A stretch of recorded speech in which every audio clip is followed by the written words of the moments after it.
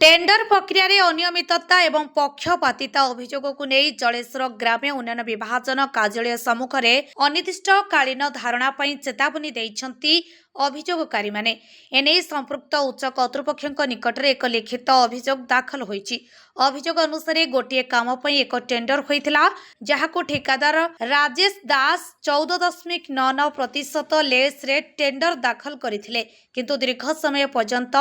APS और IST दाखल होई नथिबारु तांको टेंडर संपर्कित कागजपत्र जलेश्वर ग्राम्य उन्नयन विभाजन बालेश्वर ग्राम्य उन्नयन मंडल कार्यालय को फेरस्त जाइथिबा अभियोगकारी माने दाबी करिसंती। अभियोगकारी अभियोग परवर्ती समय रे संपृक्त ठेकेदार को पुणी 7 दिन समय दे एपीएस और आईएसटी दाखल पई चिठी करा जाइछि। एहाकु नै टेंडर नियमर समान प्रयोग नै प्रश्न उठाई अभियोगकारी माने आम आरडी डिपार्टमेंट आम बालेश्वर सर्कल जो मुख्य निर्माण जंत्री अच्छा से बेआईन भाव में टेंडर को परिचालना कर भूल डॉक्यूमेंट थी टेंडर जो पकड़ भूल डॉक्यूमेंट थी भी टेंडर एलाउ कर आज दीर्घ 5 मास है स्टाफ दिलीप दास पुओ राजेश दास टेंडर एग्रीमेंट करना बर्तमान एग्रीमेंट करने सुजोग दौरान ब्लाकलिस्टेड करूना सुजोग दौरान। आज आमर धारणा उद्देश्य हूँ जो circle officer chief construction engineer अच्छा सीसी सी टेंडर पक्का मन मानि चलते ऑफिस जो स्टाफ दिलीप कुमार दास सहयोग कर सब प्रकार सहयोग कर पुओ राजेश कुमार दास सी टेंडर पकई आज 7 मास एग्रीमेंट करना किंतु आम चीफ कंस्ट्रक्शन इंजीनियर इलिजिबल कर ब्लैकलिस्ट भी करूना आम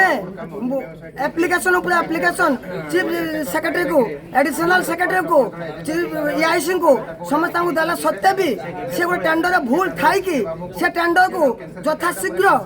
फाइनाल करके डिविजन ऑफिस पठे देला एग्रीमेंट करने तेणु आम आज धारणा आम जो अभियोग करिचु तार न्याय प्रदान करा जाऊ एवं आम कॉन्ट्रैक्टर महासंघ को न्याय न्याय न पाइचु ए धारणा जारी रहिबो। एतिसह अभियोग रे किराणी दिलीप दास को संपर्क को नै मध्य प्रश्न उठा जाइछि। तेबे ही समस्त अभियोगर स्वाधीन और निरपेक्ष तदंत हेबा परे मात्र सत्यासत्य स्पष्ट हेबो। अभियोगकारी माने दाबी करिसंती जे घटनार उच्च स्तरीय तदंत करा जाई दोषी प्रमाणित हेले संपृक्त व्यक्ति विरोध में विभागीय और आईनगत पदक्षेप निया जाऊ। आमे एठी दीर्घ 15 धरी आमे कार्यरत अछु। 3टा सब डिविजन एठी डिपेंड करे डिविजन उपरे गोटे होची बालियापाड़ा भोगरी जलेश्वर। विगत यही 15 दिन भितर आमर बड़ टेंडर गुड़ाक सीसी ऑफिस आम सब टेंडर ड्रॉपिंग हुए और फाइनाल करके जो एजेंसी से क्वालिफाई करते डिविजन को लेटर हुए। यही विगत 10-15 दिन भितर 2टा गोटे रोड टेंडर और गोटे बिल्डिंग टेंडर 2टार आम फाइनाल जो लिस्ट आसी से आम तार डॉक्यूमेंट आम जहाँ से देखिलु जोटा कि जड़े एजेंसी अहेतुक अनुकंपा प्रदान करोटा कि आम सीसी ऑफिस रे तो आम विरोध करी आम गोटे लेटर देइथिलु ताको विरोध में जो यार पुंखानुपुंख तदंत करी जे प्रकृतर जी क्वालिफाए ताको आप टेंडर एग्रीमेंट करने दिंतु कि आप एलओए चिठी करूँ से बाबद देला परे भी आम कौन से सक्सेस हो पार ना राति अधिया सार ऑर्डर कले से एजेंसी की डॉक्यूमेंट भूल थी देले से काम कार्यादेश देले एग्रीमेंट कर कार्य कर डिविजन को लेटर देले ता किसी दिन जाइनी आम 5 मास 2029 20 फेब्रुआरी गोटे कबाटघाटी आश्रम बिल्डिंग टेंडर जोटा SC/ST हॉस्टल बिल्डिंग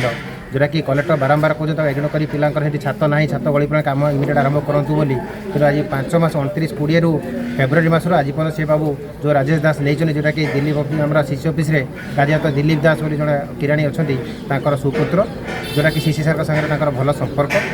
आउ 29 जो 5 मास एग्रीमेंट करना आम आमर डिविजन 20 फेब्रुआरी जो लेटर आसला सीसी ऑफिस फास्ट आम जो अधिकरण जंत्री सुपरिटेंडेंट इंजीनियर सार अच्छा प्रथम लेटर करते आप तो क्वालिफाई होती आप 7 दिन भितर एपीएस जमा करूँ कम देखिए एग्रीमेंट कर कम करूँ गलापर पुणी फास्ट रिमाइंडर मार्च देले फास्ट रिमाइंडर को सी प्रत्याख्यान करदे कि तार किसी रिप्लाई से देले ना कि गोटे टेंडर प्रक्रिया गोटे भैलिडिटी थाए जोटा कि 90 डेज टेंडर आरंभ 90 दिन भितर गोटे भैलिडिटी थाए 90 दिन पर से जिनसा इनभैलिड हो जाए कि आज अद्यावधि सी बाबू आमर ना डिपार्टमेंट गोटे भैलिडिटी मागी एक्सटेंशन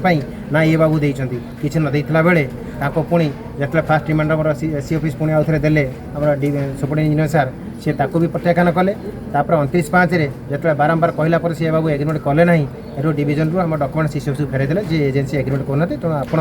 यार तदंत कर तार कौन ओपीडी कोड अनुसार नियम कौन एक्शन नि जाऊ। एथिसह दिलीप दास को बालेश्वर ग्राम्य उन्नयन मंडल कार्यालय अन्यत्र बदली करने को दाबी कराଯାଇଛି। दाबी पूर्ण नहेले 17 अगस्ट 2026 पूर्वाह्न 10टारू जलेश्वर ग्राम्य उन्नयन विभाजन कार्यालय सम्मुख में अनिर्दिष्ट काल धारणा बसिबाकू अभियोगकारी माने चेतावनी दैछंती। ब्यूरो रिपोर्ट प्रदेश वार्ता न्यूज।